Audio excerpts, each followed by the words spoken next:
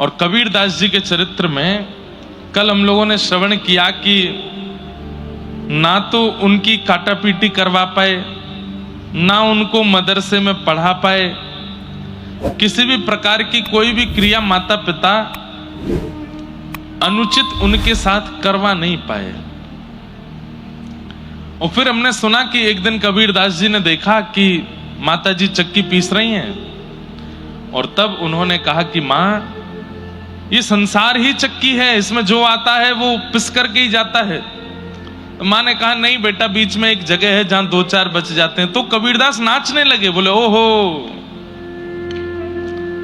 ये बीच में जो बच गए हैं 2-4 दाने, बोले माँ पता है ये क्या है? बोले क्या? संसार रूपी चक्की में सब पिस रहे हैं, पर जो ठाकुर जी की शरणागति ले लेता है वो बच जाता है, जो गुरुदेव की शरणागति ले लेता है वो बच जाता है।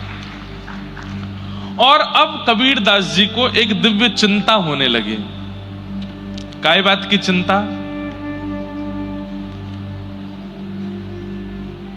गुरु बिन कैसे गुण जागे, गुरु बिन कैसे गुण जागे। मुझ पर कृपा है, बहुत ध्यान से सुनिए। कबीरदास जी कह रहे हैं कि मुझ पर कृपा है कि मुझे बाल्यकाल से ही राम नाम प्रिय लगता है, मुझे बाल्यकाल से ही भक्ति भागवत प्रिय लगती है, परंतु गुरु नहीं है जीवन में। मेरे जीवन में एक गुरु तो होने चाहिए, जिन गुरु के आश्रय में रह करके, जिन गुरु की सन्निधि में जाकर के मैं ठाकुर जी की भक्ति को सहजता से प्राप्त कर सकूं। ऐसे गुरु मेरे जीवन में होने चाहिए। क्या करूं? तो गुरु की खोज में रोने लगे। अब मैं छोटा बालक हूं, मैं कहां ढूंढने जाऊंगा गुरु कहां है?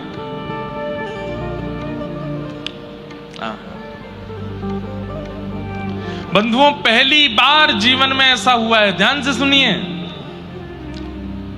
हमेशा सुना गया कि गुरु की सन्निधि में गए हैं तब गुरु ने गोविंद के दर्शन कराए हैं, पर कबीरदास जी के साथ अद्भुत लीला हुई कि गोविंद ने आकर के गुरु का परिचय दिलाया है। गोविंद ने आकर के बताया कि तुम्हारे गुरु कौन है। कैसे? कबीरदास जी रोने लगे गुरु की याद में, और इतना रोने लगे, इतना रोने लगे। क्यों रो रहे हैं?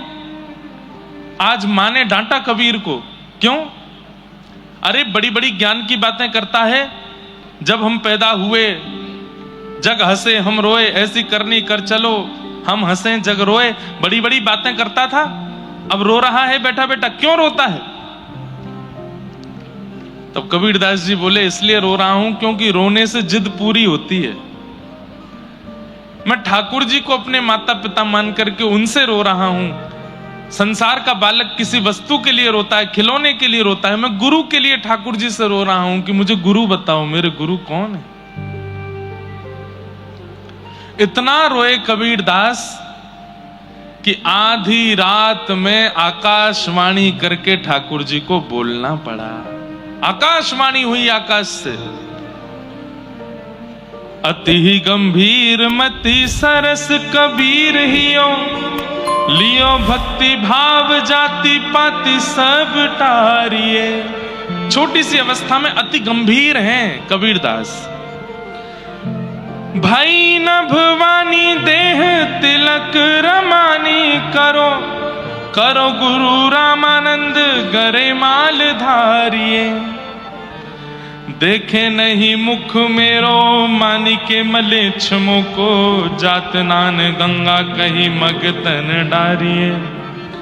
रजनी के शेष में आवेश सो चलत आप, परे पग राम कहे मंत्र सो विचारिये। ऐसी गुरु दीक्षा किसी की नहीं हुई होगी जैसी कबीरदास जी की हुई। ध्यान से सुनो, आकाशवाणी हुई, किसी को सुनाई नहीं दी, केवल कबीरदास जी को सुनाई दे रही है। बंधुओं, आकाशवाणी आज भी होती है। कभी कभी जब आप परम धार्मिक हो जाते हैं, परम सात्विक हो जाते हैं, परम निर्वैर निर्गुण हो जाते हैं, तो एकांत में जब आप बैठते हैं तब आपके मन में ऐसे विचार उत्पन्न होते हैं जो आपने कभी सुने नहीं, कभी कहे नहीं, कभी बोले नहीं। वो आकाशवाणी है, ठाकुर जी आज्ञा देते हैं। ठाकुर जी ही आपको आकर के कहते हैं कि तुम ऐसा करो। आपके मन में घर बनाने की इच्छा हुई, ये आकाशवाणी नहीं है। आपके मन में ब्याह करने की इच्छा हुई, ये आकाशवाणी नहीं है। आपके मन में कुछ धन कमाने की इच्छा हुई, ये आकाशवाणी नहीं है। पर इन सब संसार के विचार व्यवहार के बीच में आपके चित्त में कोई परम धर्म करने की इच्छा हो जाए, ऐसा करना चाहिए, ये आकाशवाणी है।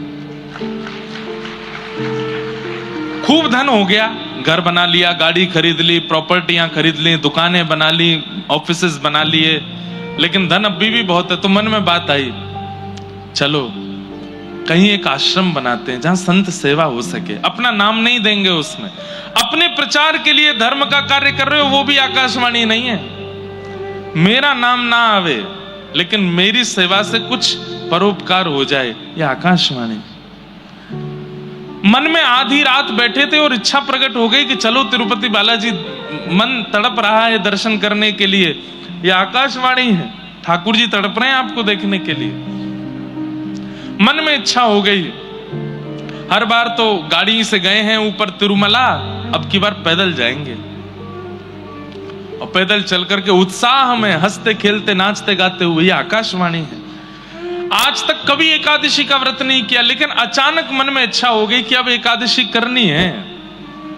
और एकादशी भार के रूप में नहीं, अरे व्रत है, मैं तो पिज्जा नहीं खा सकता, मैं तो आज रोटी नहीं खा सकता, अरे मेरे मित्र का जन्मदिन है, मैं तो इसमें कुछ खा नहीं सकता। नहीं, इतने उत्साह में आकर के आप एकादशी करते हैं कि आज तो मेरी एकादशी है, परम प्रसन्न होकर के व्रत करते हैं।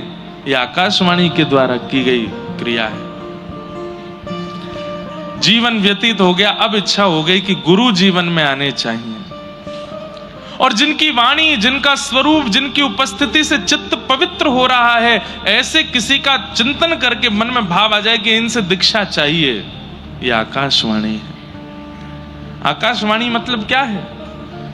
भगवान के प्रति जो प्रेरणा आपके चित्त में प्रकट होती है, वो आकाशवाणी से होती है, ठाकुर जी की कृपा से होती है। आपकी मन की वाणी तो संसारी क्रिया कराती है, ये आकाशवाणी है, हरिवाणी है, जो आपको भगवत मार्ग की ओर ले जाती है। हम चेन्नई में रहते हैं, व्रज बहुत दूर है यहां से, बार बार नहीं जा सकते, तो क्या करें, अपने घर को ही व्रजमंडल बना लेते हैं, अपने घर को ही अष्ट सखियों की महल, अपने घर को ही श्री ठाकुर जी का निकुंज बना लेते हैं। प्रवेश करने से अंत तक ऐसा लगे कि व्रज का ही कोई गांव है, ऐसी भावना से घर का निर्माण कर दिया। यह आकाशवाणी। तो आकाशवाणी आज भी होती है। भगवत कार्यों के प्रति जो आपके चित्त में प्रेरणा जागृत होती है, वो आकाशवाणी से ही होती है। आकाशवाणी करके केवल कबीरदास जी को बता दिया, क्या बताया? भई नभवानी देह तिलक रामानी, करो करो गुरु रामानंद गरिमाल धारिये। आकाशवाणी हो गई। बोले ए कबीर रो नहीं, तुम्हारे गुरु मिल गए हैं। बोले कौन है मेरे गुरु? बोले काशी में विराजमान श्री रामानंदाचार्य जी महाराज, यही तुम्हारे गुरु हैं। रामानंदाचार्य जी का नाम सुनते ही कबीरदास जी घबरा गए। बोले अरे रामानंदाचार्य जी तो म्लेच्छों का मुख भी नहीं देखते। पूरे काशी में हल्ला यही है कि मैं म्लेच्छ हूं, मेरे माता पिता म्लेच्छ हैं। वो तो म्लेच्छों का मुख भी नहीं देखते हैं, फिर मेरी दीक्षा कैसे होगी उनसे? अब देखो आकाशवाणी एक एक क्रिया बता रही है। क्या? बोले भई नभवानी दे तिलक रमानी।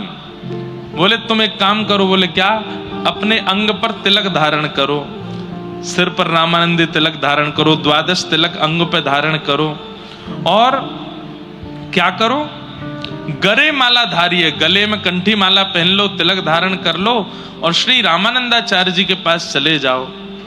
बोले देख नहीं मुख मेरो मानिके मिलेच्छ मोको, मेरा मुख नहीं देखेंगे वो मिलेच्छ जान के।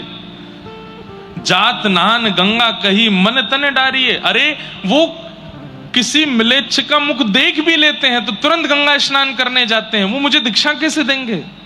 तब आकाशवाणी कहती है ध्यान से सुनो कबीर, क्या करना है? रजनी के शेष में आवेश सो चलत आप, कहीं भोर होकर के म्लेच्छों का मुख ना देखना पड़ जाए, इसलिए रामानंदाचार्य जी आधी रात में गंगा स्नान करने जाते हैं। ध्यान से सुनिएगा, आकाशवाणी बता रही है, बोले ऋषि रामानंदाचार्य जी आधी रात में गंगा स्नान करने जाते हैं, लगभग 2-3 बजे गंगा स्नान करने जाते हैं कि कहीं किसी म्लेच्छ का मुख ना देखना पड़ जाए। बंधुओं, भारत पर अंग्रेजों ने शासन किया, अंग्रेजों से पहले मुसलमानों ने शासन किया, मुसलमानों से भी पहले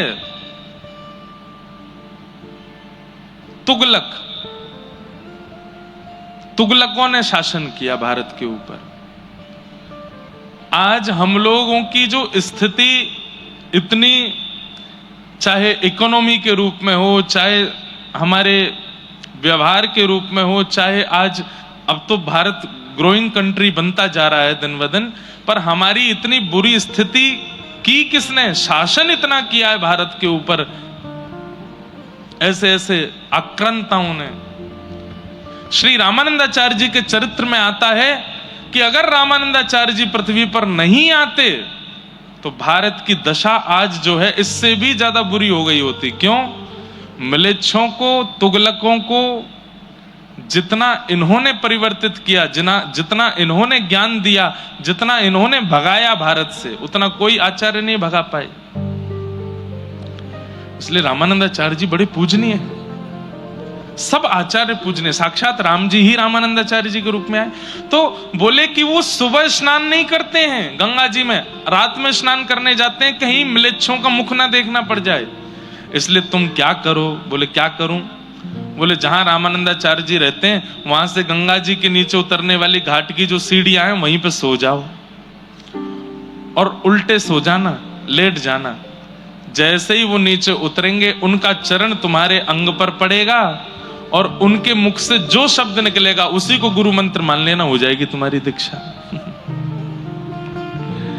रजनी के शेष में आवेश सो चलत आप, पैर पग राम कही मंत्र सो विचारी है। देरी मत करो, जल्दी करो। आधी रात का समय, तुरंत श्री कबीरदास जी ने स्नान किया, द्वादश तिलक अपने अंग पर धारण किए, गले में कंठी माला पहन ली, जो गुरु प्रदान करते हैं वो अपने आप धारण कर लिया। पहुंच गए पंचगंगा घाट, जहां श्री रामानंदाचार्य जी निवास करते थे, और जहां से घाट के लिए नीचे सीढ़ियां जाती हैं वहीं जाकर के लेट गए। सीधे नहीं लेटे, पट्ट लेटे, उल्टे लेटे। क्यों? मेरा मुख देखेंगे तो कहीं म्लेच्छ जान करके अपशब्द ना बोल दें, इसलिए मुख नहीं दिखाऊंगा। लेट गए। रामानंदाचार्य जी निकले और बड़ी तीव्रता से जाते थे कि कहीं मैं स्नान करके लौटाऊं, इस बीच में कोई म्लेच्छ ना आ जाए। और जैसे ही रामानंदाचार्य जी सीढ़ियों से उतरने लगे, इतने में ही चरण पड़ा, और कबीरदास जी के ऊपर जैसे ही चरण पड़ा, रामानंदाचार्य जी को लगा पता नहीं कौन आ गया नीचे। जोर से उछल करके चिल्लाने लगे, राम राम राम राम राम राम राम राम। तुरंत कबीरदास जी ने प्रणाम किया और सुन करके मधुर वाणी अपने गुरुदेव को चुपके से देख करके वहां से भागे, नाचने लगे, नृत्य करने लगे, नेत्रों से अविरल अश्रुधार बहाने लगे। पायो जी मैंने राम रतन धन पायो जी।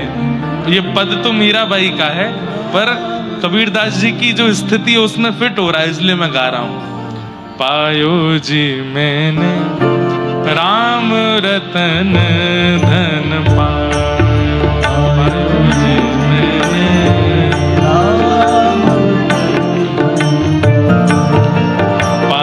जी मैंने राम रतन धन पायो जी मैंने।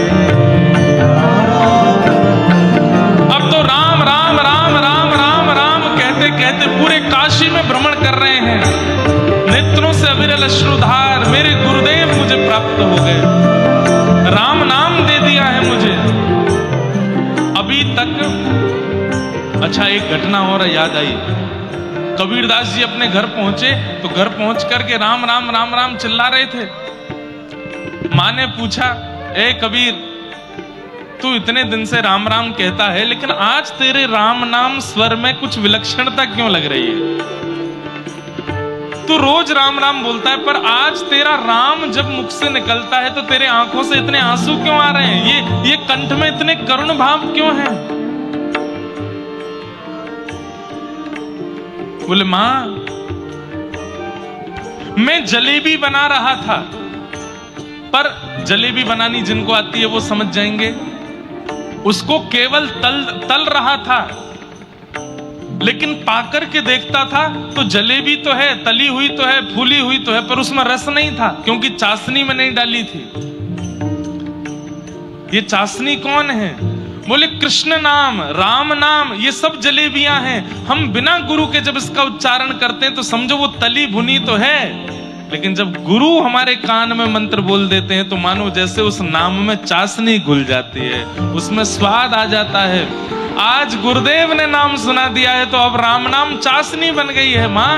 अब जितनी बार उच्चारण कर रहा हूं उतनी बार धनुर्धारी राघवेंद्र सरकार मेरे सामने प्रकट हो रहे हैं मां, मैं क्या बताऊं। ऐसे आकाशवाणी के द्वारा आपकी गुरु दीक्षा श्री रामानंदाचार्य जी से संपन्न हुई।